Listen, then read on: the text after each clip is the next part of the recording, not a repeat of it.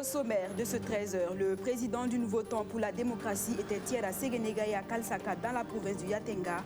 Vincent Dabilgou est allé féliciter les militants du NTD pour la réélection du président Roch Kaboré. Les détails tout à l'heure.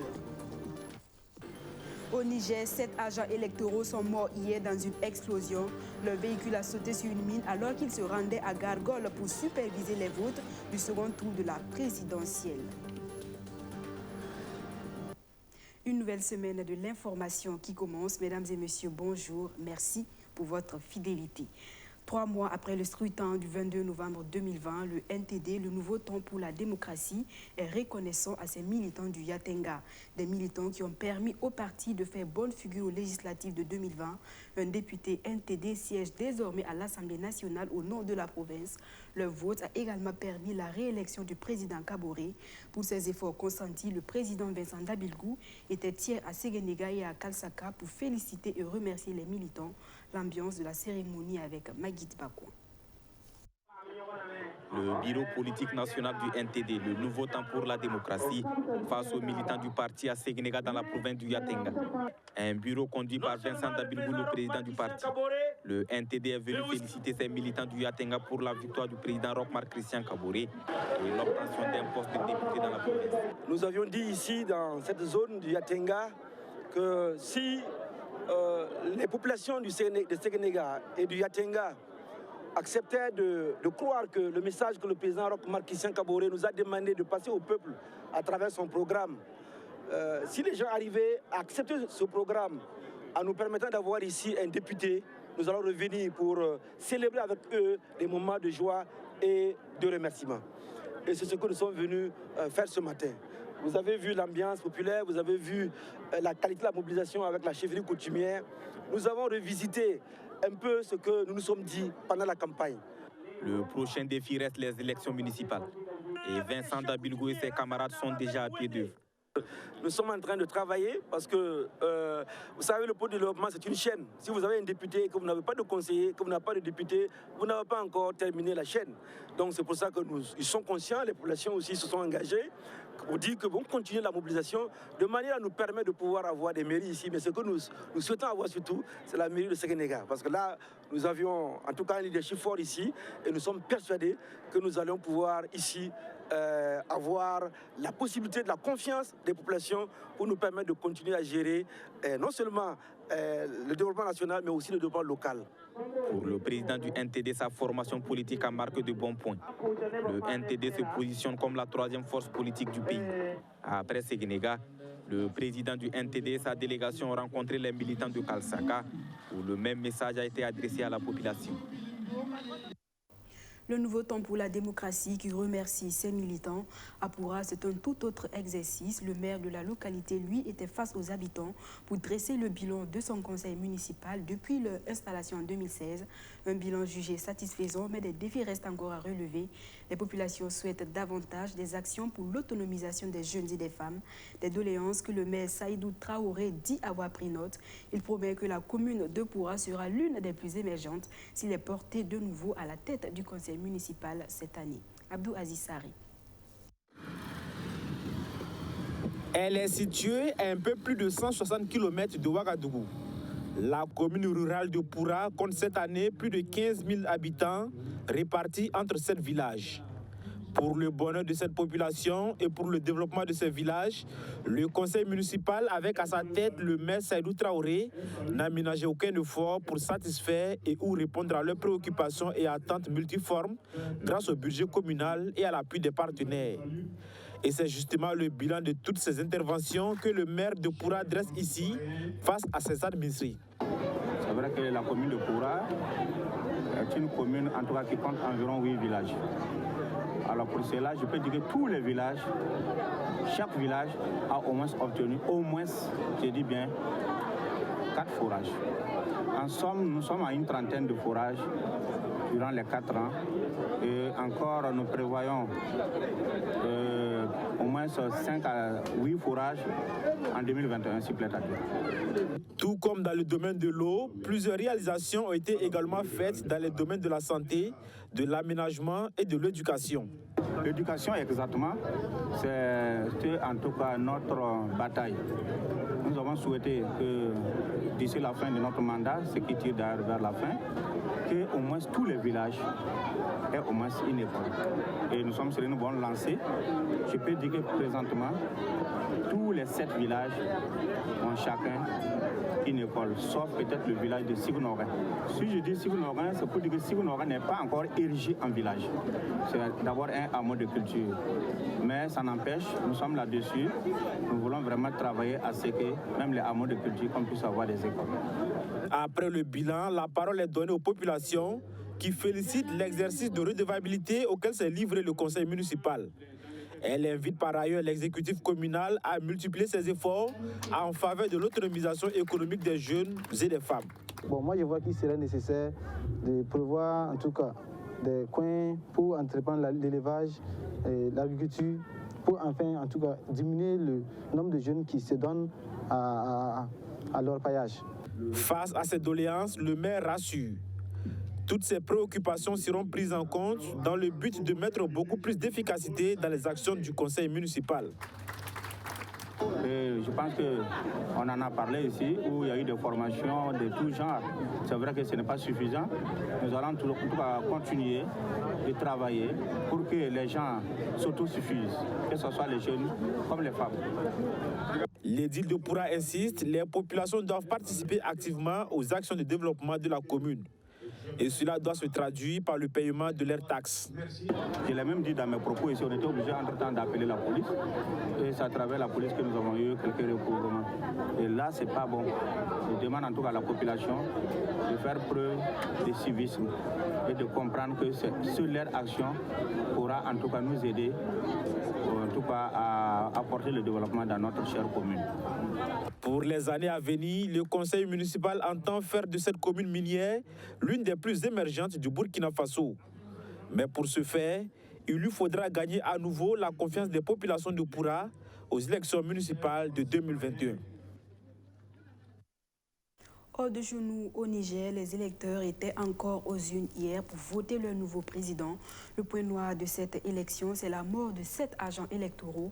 Le véhicule a explosé sur une mine dans la région de Tillabéri, dans l'est proche du Mali. Ces commissaires de l'administration électorale devaient superviser les votes dans la commune de Gargol, une zone des 3 frontières infestée de terroristes. Au Niger, le dépouillement des bulletins de vote est en cours après le scrutin du dimanche 21 février. Le deuxième tour de la présidentielle devrait départager qui du favori Mohamed Bazoum ou de l'opposant Mahaman Ousmane prendra la relève de Mahamadou Issoufou. Vraiment, les élections sont passées dans la plus grande quiétude. C'est ça ma fierté. Aujourd'hui, tous les candidats qui sont parvenus, on peut dire que c'est le Niger qui a gagné. Le scrutin a toutefois été endeuillé par la mort de 7 agents électoraux après que leur voiture a sauté sur une mine dans la région de Tillabéri. Une attaque condamnée par le ministre de l'Intérieur Al-Kachalada. Nous avons pensé que c'était un engagement pour tous les Nigériens, quel que soit leur bord, et que cela constituerait aussi un exemple pour d'autres pays africains. Et c'est ce moment que choisissent des hommes sans foi ni loi pour s'aimer la désolation à un moment historique de notre évolution. 7,4 millions de Nigériens étaient appelés aux urnes ce dimanche. Cette présidentielle serait la première transition pacifique dans ce pays marqué par les coups d'État. L'issue du scrutin ne sera pas connue avant plusieurs jours. Retour chez nous au Burkina Faso avec ces chiffres. La ville de Ouagadougou produit à elle seule environ 600 000 tonnes d'ordures par an. Si rien n'est fait, l'on pourrait connaître dans les prochaines années une augmentation.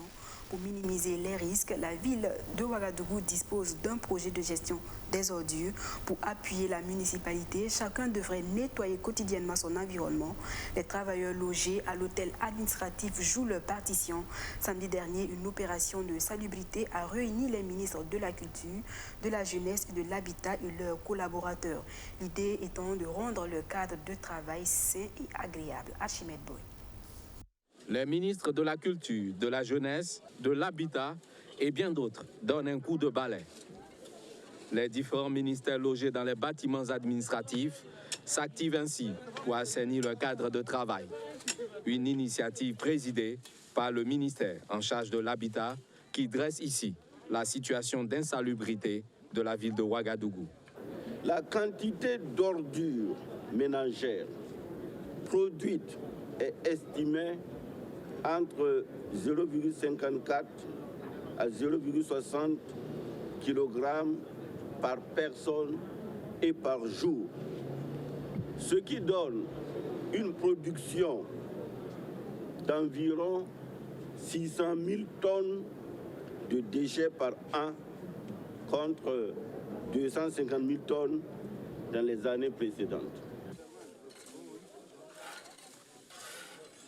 Nous devons rendre notre cadre de vie agréable, que ce soit à la maison, que ce soit au travail, que ce soit au marché. Tous les lieux que nous fréquentons, ce sont des lieux où nous respirons, ce sont des lieux où nous touchons des choses et c'est susceptible donc de nous contaminer lorsqu'il y a en tout cas des choses sales dans les endroits. Et c'est pourquoi il est intéressant que chacun prenne soin de son cadre de vie et de son cadre de travail.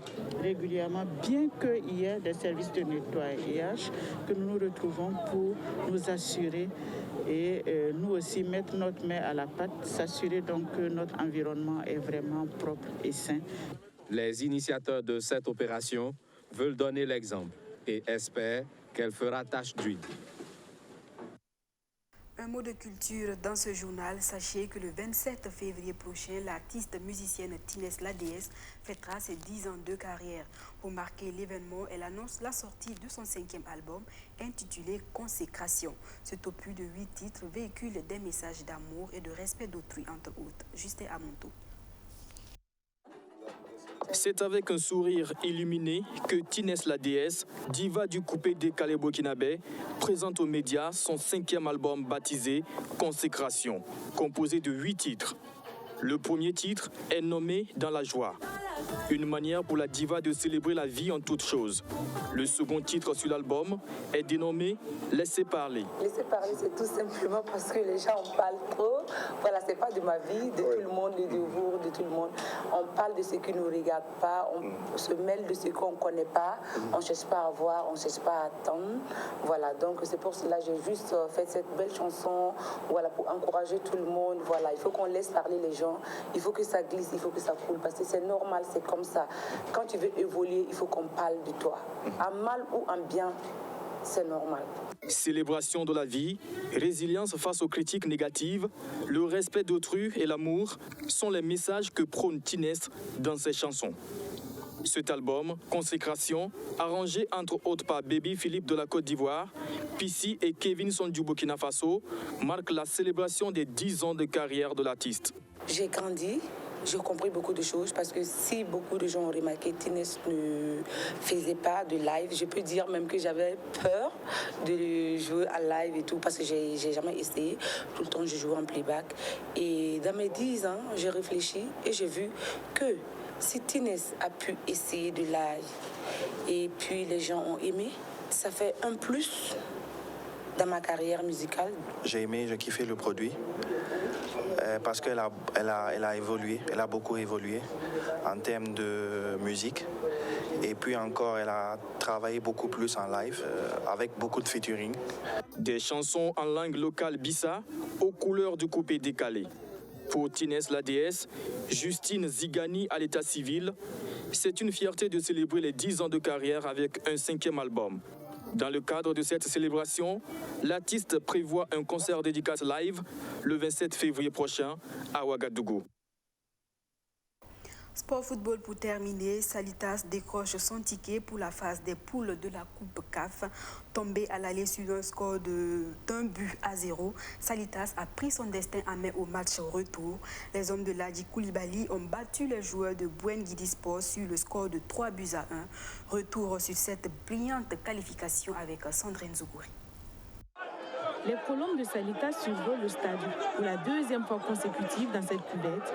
Les hommes de Ladji Koulibaly n'ont pas fait de cadeau à leur adversaire. L'équipe a tout simplement infligé une bonne correction aux joueurs de Bouenguidi Sport. Tombés à l'aller sur le score d'un but à 0, Salitas se montrait dangereux à domicile. Mais par manque de réalisme, Omar Kabori et Aboubakar Sidiki Traoré passent à côté.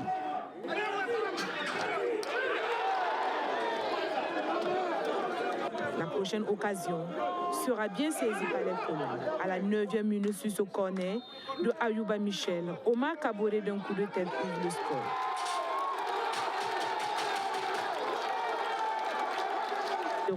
Salitas n'aura pas le temps de bien jubiler, car à peine engagés que les visiteurs rétablissent la parité grâce à leur maître des coups francs, Junior Bayano Obiang.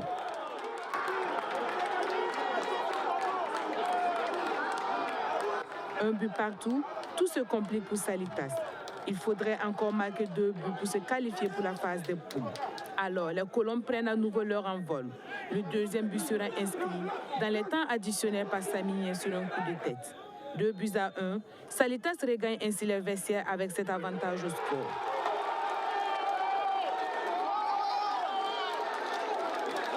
Le retour sera un peu difficile. Les 2 équipes se tiennent coude à coude. Chacune voulant décrocher son ticket s'organise à ne surtout pas perdre. Des changements qui finalement permettront au Burkinabé d'inscrire le but qualificatif. Bien servi par Aboubakar Sidiki Traoré, Olivier Boissy délivre les colons. 3-1, les pensionnaires de la formation Salimata et Tasséré décrochent leur ticket pour la phase des poules de la Coupe CAF. Je savais que ça allait pas être un match très facile pour nous, parce que ce que l'équipe adverse nous a montré à Libreville, je sais que ça allait être un match très difficile. Donc c'est une équipe qui joue très haut, qui joue la balle longue, et ainsi de suite. Donc nous avons travaillé à fonction de ça. Donc je m'attendais quand même à un match difficile pour ce soir. Mais l'objectif, c'était de pouvoir se qualifier.